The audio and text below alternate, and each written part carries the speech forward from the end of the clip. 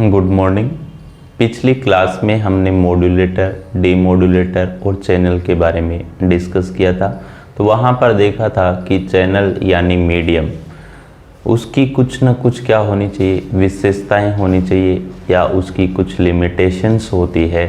जैसे band limited होना चाहिए और इसके साथ साथ पावर लिमिटेड भी होना चाहिए। उसके आधार पर हमने देखा था कि जो रिसीवर एंड पर आपको सिग्नल प्राप्त होता है उसके साथ साथ नॉइज़ भी उत्पन्न होती है। तो वहाँ पर सिग्नल की पावर भी आती है, उसके साथ साथ नॉइज़ की पावर भी आती है। तो उसके बेस पे हमने सिग्नल टू नॉइज़ रेशियो निकाला था।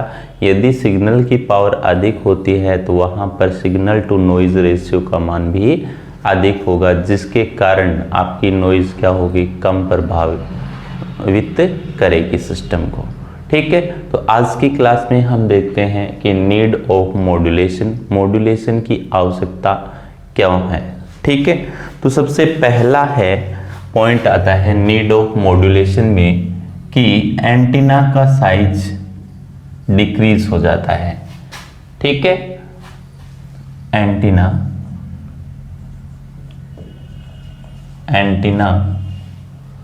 का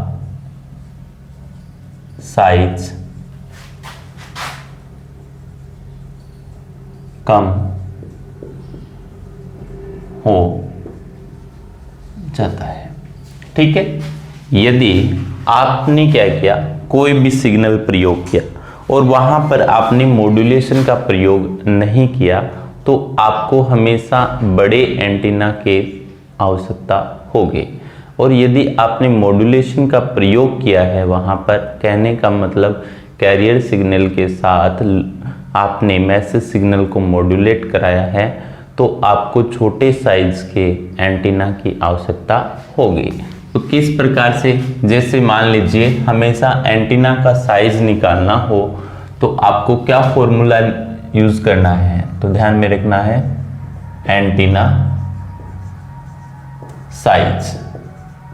एंटीना साइज निकालना है तो आपको ध्यान में रखना है lambda equal to c by f. ये फॉर्मूला आपको हमेशा ध्यान में रखना है। ठीक है, इसमें जैसे फर्स्ट केस की बात करें अपन, ठीक है, no modulation, no modulation, modulation का प्रयोग नहीं किया गया है। तो मान लीजिए आप सभी जानते हैं C बराबर कितना होता है, 3 गुणा 10 की घात 8 मीटर प्रति सेकंड होता है। ठीक है, तो यहां पर जो फ्रीक्वेंसी है आपने नो मॉड्यूलेशन के लिए है, जैसे F इक्वल टू आपने लिया है 3 किलो हर्ट्ज। फ्रीक्वेंसी क्या ली है, 3 किलो हर्ट्ज।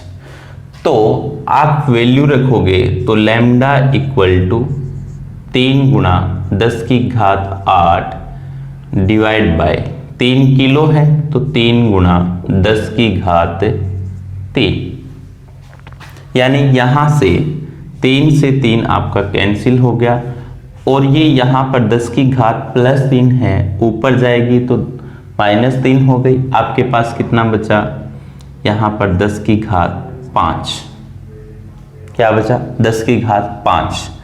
तो यहां पर लैम्डा इक्वल टू क्या होगा, इसको क्या लिख सकते हैं, 100 गुणा 10 की घात 3 मीटर। ठीक है, तो 10 की घात 3 को आप क्या लिख सकते हो, किलो।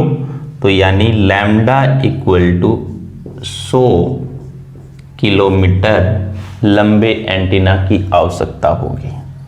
ठीक है, तो इस पॉइंट को आप हमेशा ध्यान में रखेंगे कि यदि आपने मॉड्यूलेशन नहीं प्रयोग किया है, कहने का मतलब कैरियर सिग्नल यूज नहीं कर रहे हो, तो आपको बड़े साइज के एंटीना की आवश्यकता होगी।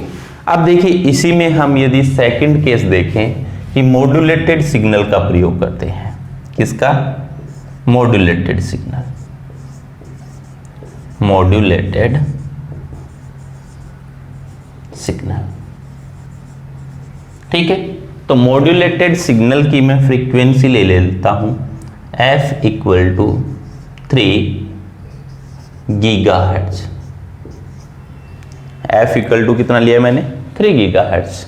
क्योंकि आप सभी को पता है कि मॉड्यूलेशन क्या होता है कि आपके लो फ्रीक्वेंसी सिग्नल को हाई फ्रीक्वेंसी सिग्नल में परिवर्तित करना, या आप कह सकते हो मॉड्यूलेशन वह प्रक्रिया है जिसके माध्यम से आप लो फ्रीक्वेंसी सिग्नल को हाई फ्रीक्वेंसी सिग्नल पर सुपर इम्पोज कराते हैं, या उसके ऊपर उसको क्या कराते हैं? एडजस्ट कराते हैं, जिससे वो क्या है? अधिक दूरी तक भेजा जा सकता है। ठीक है, तो यहाँ पर मैंने मॉड्यूलेटेड सिग्नल का प्रयोग किया है। तो मॉड्यूलेटेड सिग्नल की आवृत्ति क्या होती है? उच्च होती है। कितनी ली है मैंने यहाँ पे? 3 गीगाहर्ट्ज। तो यहाँ पर एंटीना के साइज की बात करें तो लैम्डा इक्वल टू c/f। ठीक है, तो यहां से लैम्डा इक्वल टू c का मान कितना है? 3 गुणा 10 की घात 8। ठीक है, और फ्रीक्वेंसी आपको यहां पर कितनी दी गई है? 3 गीगाहर्ट्ज, यानी 3 गुणा 10 की घात 9। तो यहां पर 3 से 3 कैंसिल हो गया, और यहां पर देखिए 10 की घात 8 से 8 कैंसिल हो गया, तो कितना बचा आपके पास? 1/10 बचा।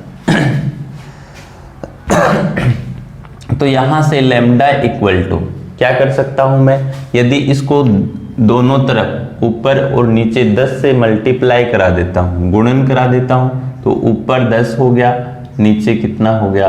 100 हो गया। ठीक है, अब देखिए इसे क्या लिख सकता हूं मैं? 10/10 की घात 2। अब ये 10 की घात 2 प्लस की है, ऊपर जाएगी, किसकी हो जाएगी? माइनस की हो जाएगी, यानी 10 गुणा 10 की घात -2। तो आप सभी को पता है कि 10 की घात -2 कितनी होती है? सेंटी होती है, यानी 10 सेंटीमीटर लंबे एंटीना की आवश्यकता होगी। ठीक है ना? तो ध्यान में रखना है, यदि आप मॉड्यूलेशन प्रयोग नहीं करते हो उस केस में आपको बड़े साइज के एंटीना की आवश्यकता पड़ती है, और यदि आप मॉड्यूलेशन का प्रयोग करते हो तो आपको बहुत ही छोटे एंटीना की आवश्यकता पड़ती है। तो यहाँ पर क्या है? केवल 10 सेंटीमीटर के एंटीना की आवश्यकता आपको होगी किसी भी सिग्नल को ट्रांसमिट करने के लिए। तो नीड ऑफ मॉड्यूलेशन में फर्स्ट पॉइंट हमने ये देखा कि मॉड्यूलेशन का प्रयोग करने के कारण एंटीना का साइज क्या हो जाता है? कम हो जाता है। सेकंड पॉइंट देखिए, सेकंड पॉइंट इसका है कि मॉड्यूलेशन का प्रयोग मल्टीप्लेक्सिंग में भी किया जाता है। तो हम क्या लिखेंगे? सेकंड पॉइंट, मॉड्यूलेशन का प्रयोग मल्टीप्लेक्सिंग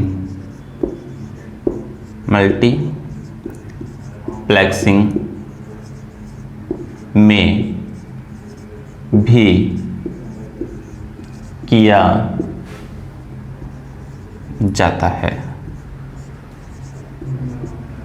ठीक है, तो जैसे मल्टीप्लेक्सिंग आपकी फर्स्ट जैसे कौन सी है? FDM है, फ्रीक्वेंसी डिवीजन।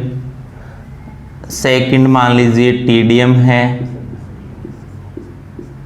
ठीक है, तो ये टॉपिक्स हम आगे की क्लास में डिस्कस करेंगे, लेकिन यहां पर ध्यान में रखना है F का मतलब frequency division multiplexing.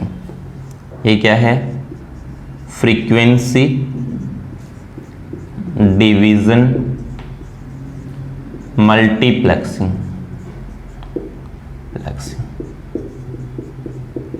Frequency division multiplexing.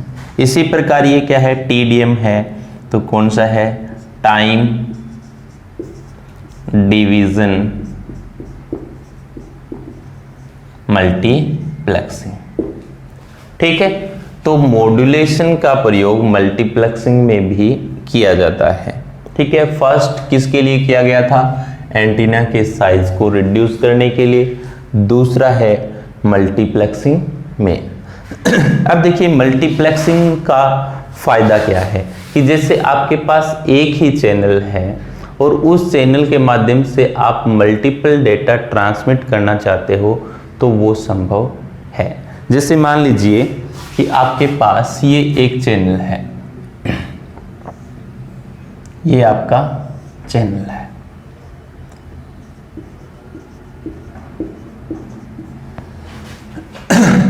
ठीक है। आपके पास यहां पर 3 ट्रांसमीटर है। क्या है? 3 ट्रांसमीटर, 1 2 और 3। 3 ट्रांसमीटर है तो आपके पास यहां पर रिसीवर भी कितने होंगे? 3 होंगे, ठीक है। तो फर्स्ट, सेकंड और थर्ड, ये आपका रिसीवर फर्स्ट, रिसीवर सेकंड और रिसीवर थर्ड।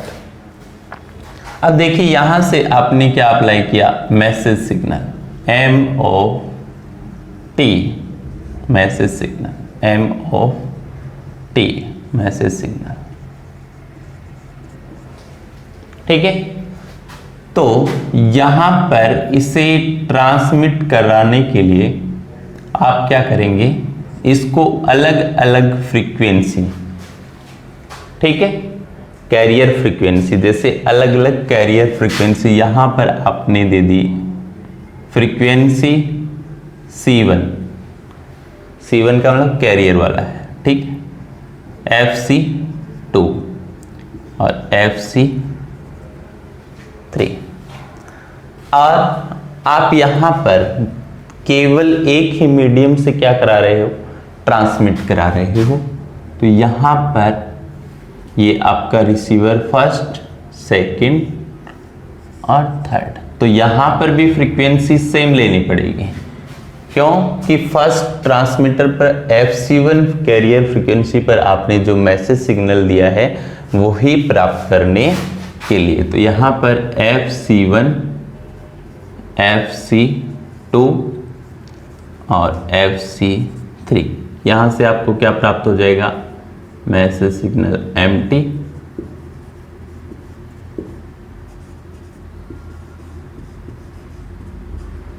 ठीक है। तो ये आपका क्या होता है? मल्टीप्लेक्सिंग होता है अलग अलग टाइप का। तो नेक्स्ट जो भी क्लास होगी उसमें हम क्या पढ़ेंगे? Frequency division, time division, code, ये सब पढ़ेंगे, ठीक है। तो मॉड्यूलेशन का प्रयोग मल्टीप्लेक्सिंग में भी किया जाता है। तो आपके ये जो डेटा आपको प्राप्त होंगे, ठीक है, वो अलग अलग फ्रीक्वेंसी पर प्राप्त होंगे, ठीक है। जैसे ये FC1 पर है, ये आपका FC2 पर है और ये आपका FC3 पे है।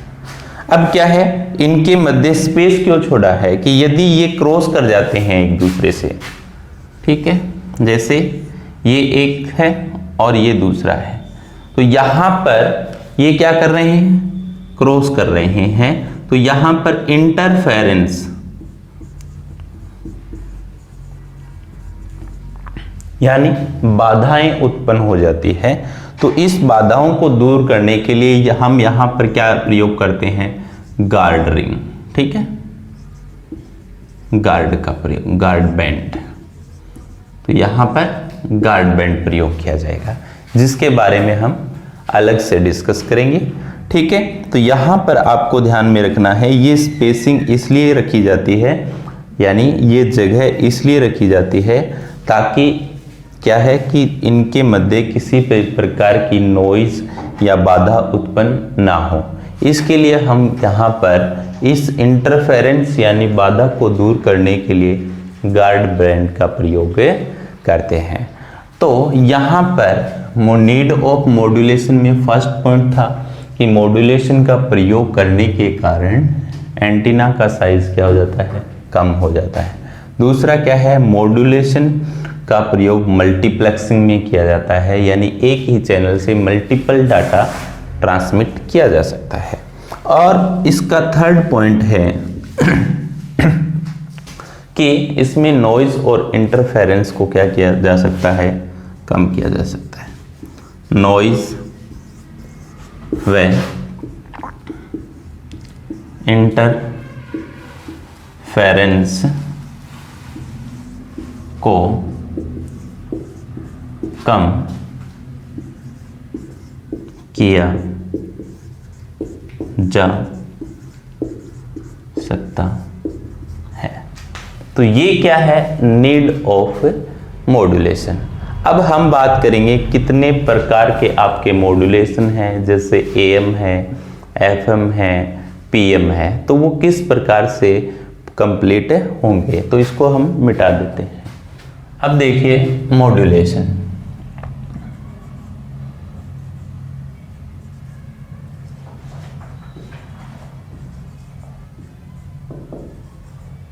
मॉड्यूलेशन, अब जैसे आपके पास क्या है, मैसेज सिग्नल MOT, ठीक है, ये क्या है, मैसेज सिग्नल, ठीक है। उसके बाद में आपके पास क्या है, कैरियर सिग्नल COT। तो इसकी मैंने आपको समीकरण बताई थी, क्या होती है, AC cos 2 पाई FCT प्लस में फाई C, यही होते हैं। अब देखिए मॉड्यूलेशन में आपने पढ़ा था कि यदि कैरियर सिग्नल, ये क्या है, कैरियर, C से कैरियर, यदि कैरियर सिग्नल का आयाम मैसेज सिग्नल के अनुसार परिवर्तित होता है तथा कैरियर की आवृत्ति और फेज दोनों नियत रहते हैं, तो उसे क्या कहते हैं, एम्पलीट्यूड मॉड्यूलेशन यानी AM। तो ये मैं रिपीट कर देता हूं कि यदि कैरियर का आयाम मैसेज सिग्नल के अनुसार परिवर्तित होता है, जहां कैरियर की आवृत्ति और फेज नियत रहते हैं, तो उसे हम क्या कहते हैं, एम्पलीट्यूड मॉड्यूलेशन। तो यहां पर ध्यान में रखना है कि यदि इसका क्या परिवर्तित होता है, आयाम परिवर्तित होता है, तो उसे हम क्या कहते हैं, AM कहते हैं, एम्पलीट्यूड मॉड्यूलेशन कहते हैं, ठीक है। अब ध्यान में रखना है कि AM मॉड्यूलेशन कितने प्रकार का होता है, ठीक है। तो फर्स्ट होता है इसमें DSB-FC, इसका मतलब क्या होता है, double side band full carrier, double side band full carrier. तो यहां पर आपको ध्यान में रखना है, इसका मतलब होता है double side band full carrier, यानी कि जैसे ये सिग्नल है, यहां पर इसमें क्या होगा, फुल कैरियर, तो यहां पर कैरियर भी होगा और डबल साइड बैंड, यहां पर डबल साइड बैंड भी होंगे। तो ये अपर साइड बैंड होता है और ये क्या होता है, लोअर साइड बैंड होता है, ठीक है। तो ये तो कौन सा है, DSB, double side band full carrier. उसके बाद में सेकंड आपका आता है DSB-SC, यानी double side band suppressed carrier. Suppressed carrier का मतलब होगा कि इसमें कैरियर अनुपस्थित रहेगा, क्या रहेगा, कैरियर अनुपस्थित रहेगा। अब यहां पर ये अपर साइड बैंड है और ये कौन सा है, लोअर साइड बैंड है, लेकिन यहां पर कैरियर अनुपस्थित है, तो आप क्या लिखोगे, suppressed career, double side band suppressed career, ठीक है। अब देखिए इसमें कैरियर था और दो साइड बैंड थे, तो इस वजह से इसमें पावर खपत अधिक होती थी, ठीक है। तो उस पावर खपत को कम करने के लिए हमने क्या किया, यहाँ से मॉड्यूलेशन कराने के बाद कैरियर को यहाँ से क्या कर देते हैं, रिमूव कर देते हैं, यानी हटा देते हैं। तो ये क्या है, यहाँ से हमने कैरियर हटा दिया, तो कैरियर में जो पावर खपत होती थी वो साइड बैंड में चली जाती है। किस में चली जाती है, साइड बैंड में, जिससे डेटा का लेवल क्या हो जाता है, बढ़ जाता है। लेकिन बैंडविड्थ दोनों की क्या है, अभी तक समान है। तो दूसरा कौन सा होगा, हम दूसरा कौन सा पढ़ेंगे, double side band suppressed career. और थर्ड आपका होगा single side band suppressed career. अब देखिए, अपर साइड बैंड हो या लोअर साइड बैंड हो, दोनों में समान सूचनाएं रहती हैं। दोनों में क्या रहती है, समान सूचनाएं रहती है। तो हम एक ही डाटा को बार बार क्यों रिपीट करें, इसलिए हमने क्या किया, एक साइड बैंड को हटा देते हैं। एक साइड बैंड को हटाने से बैंडविड्थ भी क्या हो जाती है, कम हो जाती है। तो यहां पर हम क्या प्रयोग करेंगे, केवल एक ही साइड बैंड प्रयोग करेंगे, जैसे ये आपका अपर साइड बैंड। ठीक है, तो क्या है, सिंगल साइड बैंड, एक ही साइड बैंड है। और स्प्रेस्ड कैरियर, कैरियर भी इसमें क्या है, अनुपस्थित नहीं।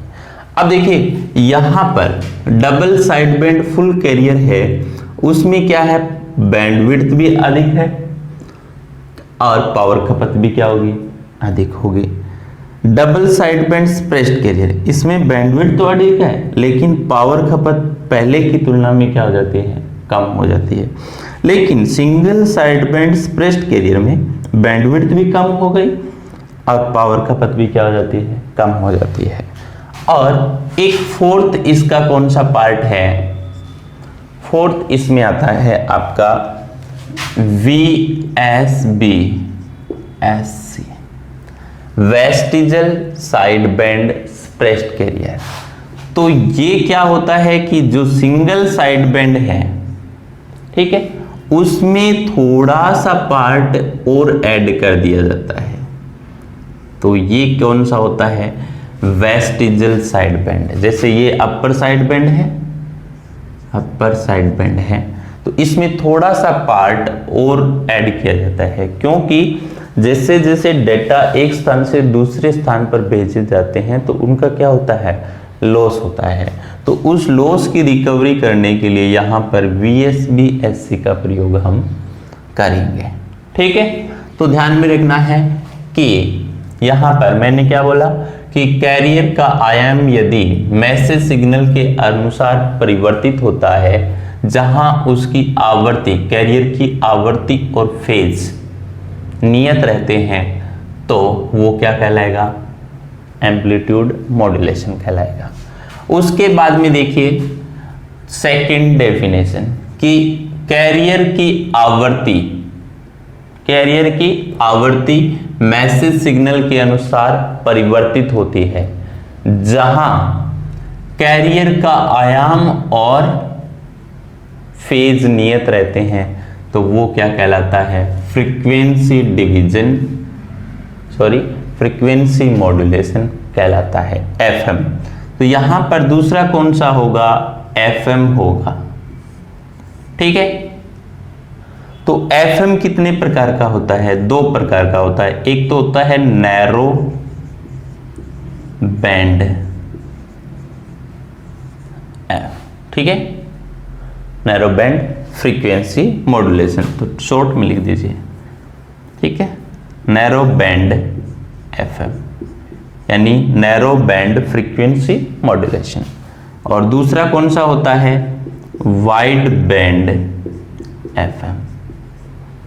ठीक है, अब तीसरा देखिए कि कैरियर का फेज मैसेज सिग्नल के अनुसार परिवर्तित होता है, जहां नियत कौन रहेगा, आयाम और आवर्ती, तो वो क्या होगा, फेज मॉड्यूलेशन होगा। वो क्या होगा, फेज मॉड्यूलेशन। तो तीसरा मॉड्यूलेशन कौन सा पढ़ेंगे हम, PM, फेज मॉड्यूलेशन। ये भी कितने प्रकार का होता है, दो प्रकार का होता है। पहला होता है नैरो बैंड PM और दूसरा कौन सा होता है, वाइड बैंड भी है।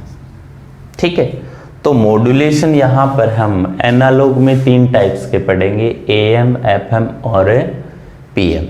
अब सबसे पहले हेडिंग डालिए आप AM। ठीक है, फर्स्ट है आपका AM।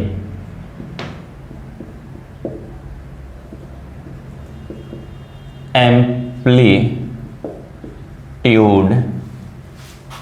मॉड्यूलेशन,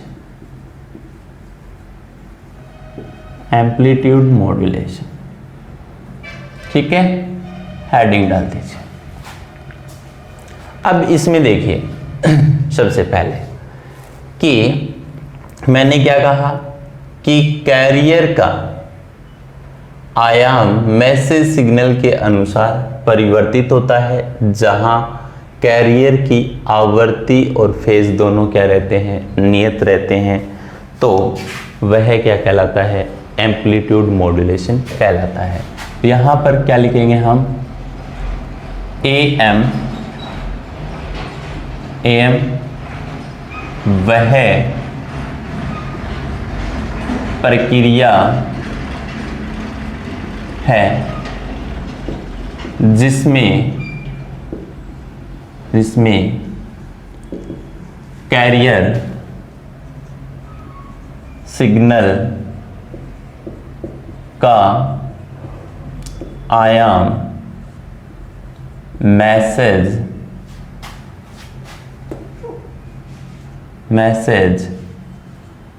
सिग्नल के सापेक्ष चेंज होता है, जहां कैरियर सिग्नल की फ्रीक्वेंसी व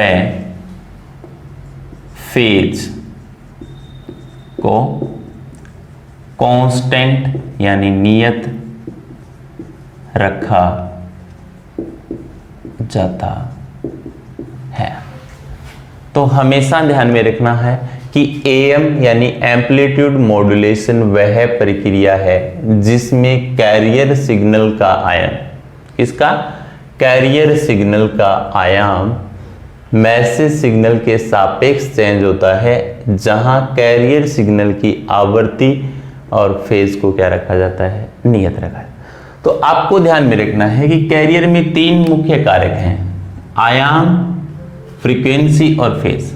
ठीक है, तो यदि आयाम परिवर्तित होगा तो ये दोनों क्या रहेंगे, नियत रहेंगे, और यदि फ्रीक्वेंसी परिवर्तित होगी तो ये दोनों रहेंगे। और जो परिवर्तित होता है उसी प्रकार का क्या होता है, मॉड्यूलेशन। जैसे यहां पर बात की AM में, तो एम्पलीट्यूड परिवर्तित हो रहा है तो ये दोनों नियत है, तो कौन सा है, एम्पलीट्यूड मॉड्यूलेशन। और यदि आवृत्ति परिवर्तित हो रही है तो ये दोनों क्या रहेंगे, नियत रहेंगे, तो कौन सा है, FM है। ठीक है, तो यहां पर क्या परिवर्तित हो रहा है, आयाम परिवर्तित हो रहा है। तो अब देखिए कि आपके पास मॉड्यूलेटेड सिग्नल कौन सा है, S(t). कौन सा मॉड्यूलेशन है, AM मॉड्यूलेशन। ठीक है, बराबर क्या होगा, आयाम ही क्या होगा, परिवर्तित होगा। तो कैरियर का आयाम क्या है, AC plus message signal M(t) cos 2πfc into t। ठीक है, तो अब देखिए यहां से मैंने AC कॉमन ले लिया, इसमें से AC कॉमन लोगे तो अंदर क्या बचा, 1 प्लस MT बटे AC, बाहर क्या है, cos 2πfc इंटू t। अब देखिए यहां पर AC है, 1/AC है, चूंकि 1/AC बराबर मैंने लिखा KA, जो क्या है, एम्पलीट्यूड की आयाम संवेदनशीलता है। या सुग्राहिता है, आयाम सुग्राहिता। ठीक है, ये फॉर्मूला ध्यान में रखना है, 1/AC का आयाम सुग्राहिता। तो अब इसके स्थान पे क्या रख दूं, KA, तो यहां से आपके पास क्या गया, AC ब्रैकेट में 1 + KA MT और cos 2π FC इंटू टी आ गया। ठीक है, तो अब इसको अंदर मल्टीप्लाई करा दो, तो AC cos 2π FC into T plus AC KA M of T cos 2π FC into t हो गया। अब देखो ये क्या है, AC cos 2π FC T, यानी ये क्या है आपका कैरियर सिग्नल, और ये आपका क्या है, मॉड्यूलेटेड सिग्नल। तो ध्यान में रखना है कि ये तो आपका कौन सा आ चुका है, कैरियर सिग्नल, कैरियर सिग्नल आ चुका है। ठीक है, और ये आपका क्या है, मॉड्यूलेटेड सिग्नल,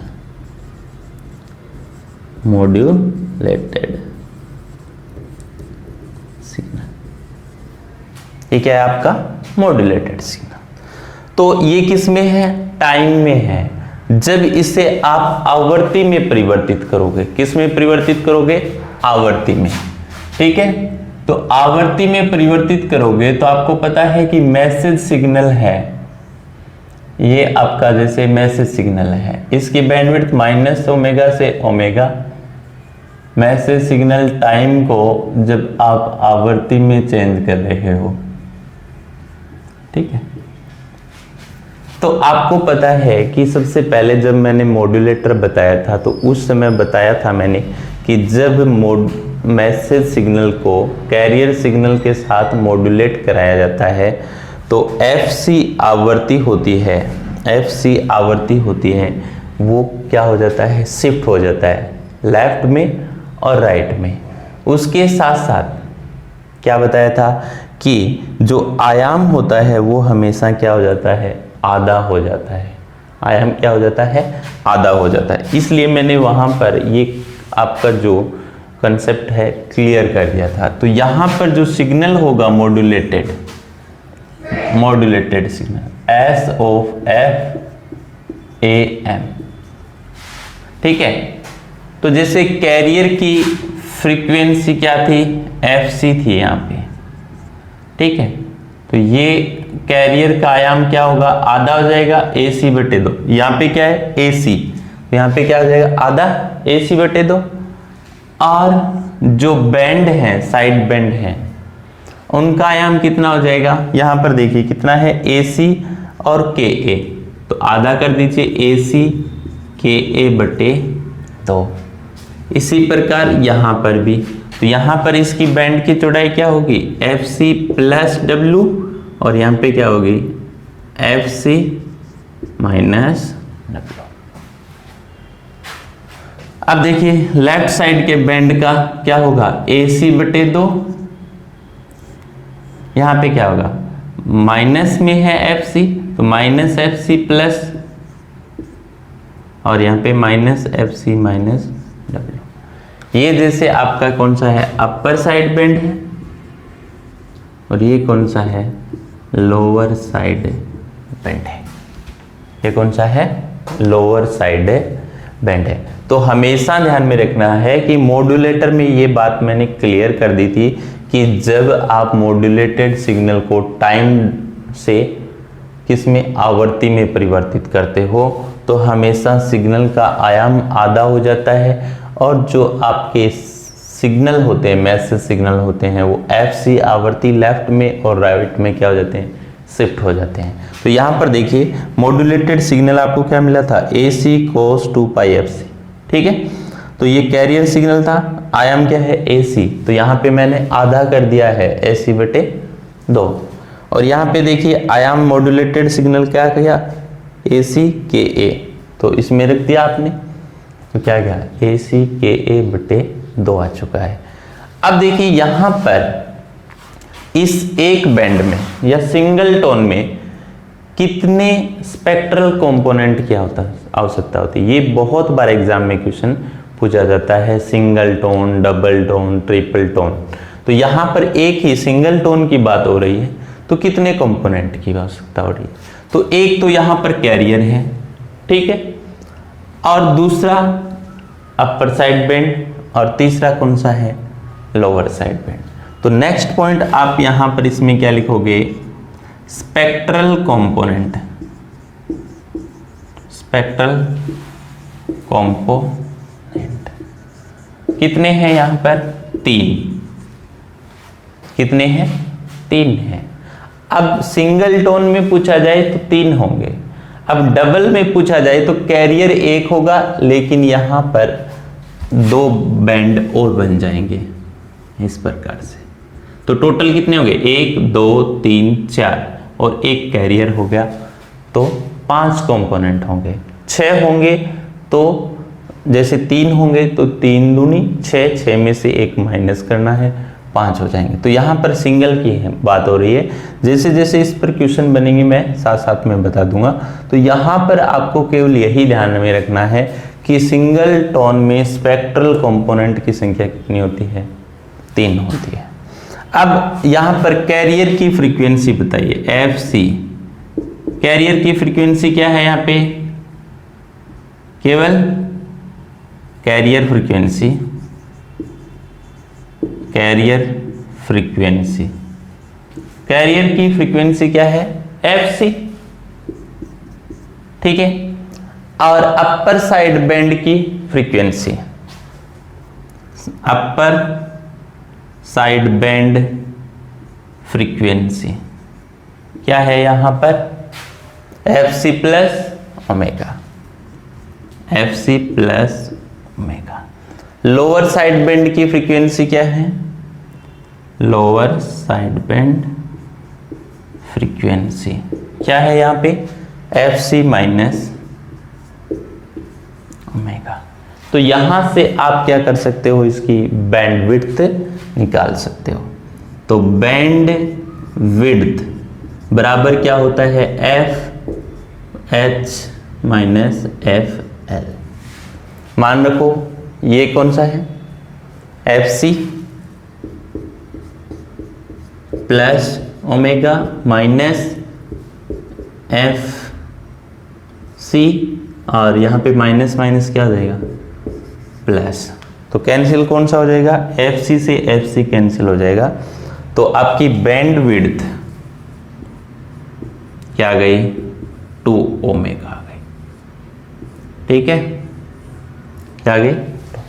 तो AM मॉड्यूलेशन में आपको ज्यादा कुछ ध्यान में नहीं रखना, लेकिन ये पॉइंट्स आपको ध्यान में रहना चाहिए। पहला तो इसका डेफिनेशन का पता रहना चाहिए, डायरेक्ट डेफिनेशन भी पूछी जा सकती है।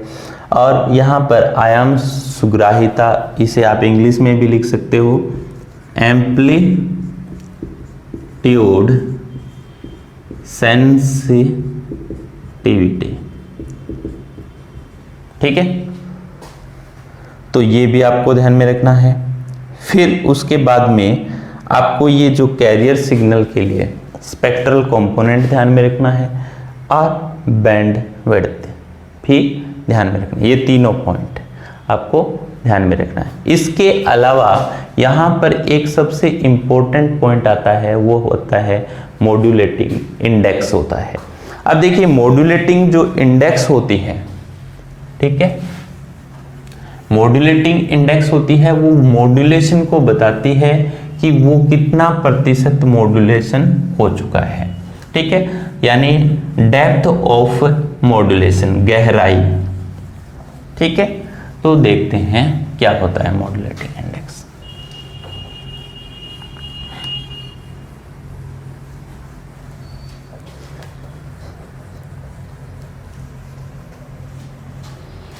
अब देखिए यहां पर यहां पर आपके पास फॉर्मूला कौन सा था, ये वाला था। ठीक है, इस फॉर्मूले को लेता हूं मैं यहां से, इसे इक्वेशन नाम दे देता हूं ए। ठीक है, तो यहां पे लिखता हूं मैं इक्वेशन यानी समीकरण ए से। ठीक है, ए समीकरण क्या है, modulated signal s of t m बराबर क्या है, ए सी ब्रैकेट में 1 plus k A m of t bracket बंद cos 2 pi f c into t. तो यहां पे आपको पता है कि message signal m of t बराबर क्या होता है, A m cos 2 pi f m into t होता है। ये वैल्यू इसमें रख दीजिए, तो इसमें रखोगे तो क्या आएगा आपके पास, ए सी ब्रैकेट में 1 प्लस के ए, इसका मान रख दीजिए एम टी का, तो A m cos 2 pi f m into t cos 2 pi f c into t हो गया। अब देखो यहां पर कि ये है के ए एम, इसे म्यू से प्रदर्शित किया जाता है और यही क्या होती है, मॉड्यूलेटिंग इंडेक्स। मोस्ट इंपॉर्टेंट है ये पॉइंट, मॉड्यूलेटिंग इंडेक्स। इससे आपके डीएमआरसी में बहुत बार क्वेश्चन पूछे गए हैं कि मॉड्यूलेटिंग इंडेक्स का फॉर्मूला ये, और इसको आगे आप और सोल्व करोगे तो म्यू बराबर आप क्या लिख सकते हो, आपके पास क्या है, के ए एम।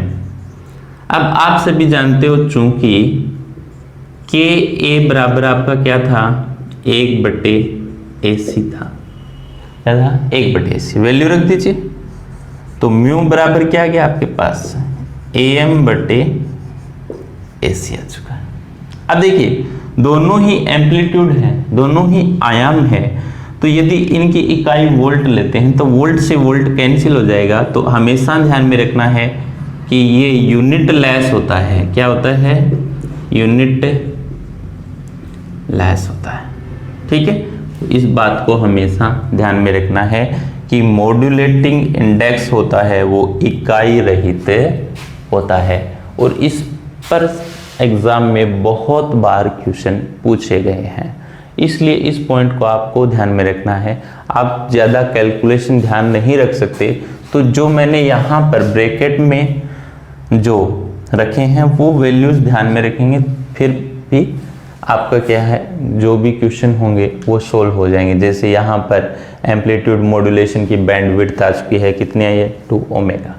ठीक है, यानी ओमेगा किसकी थी, मैसेज सिग्नल की थी, तो मैसेज सिग्नल की डबल क्या होती है, इसकी बैंडविड्थ। तो पहला पॉइंट तो आपके पास ये आ चुका है कि एएम मॉड्यूलेशन होता है, उसमें हमेशा क्या रहेगा कि कैरियर सिग्नल का आयाम मैसेज सिग्नल के सापेक्ष परिवर्तित होगा, जहां पर फ्रीक्वेंसी और फेज दोनों क्या रहते हैं, नियत रहते हैं।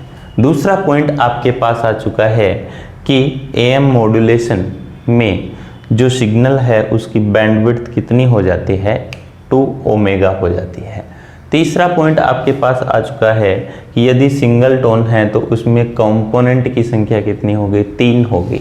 कौन कौन से कंपोनेंट होंगे, कैरियर होगा, उसमें अपर साइड बेंड होगा और लोअर साइड बेंड होगा।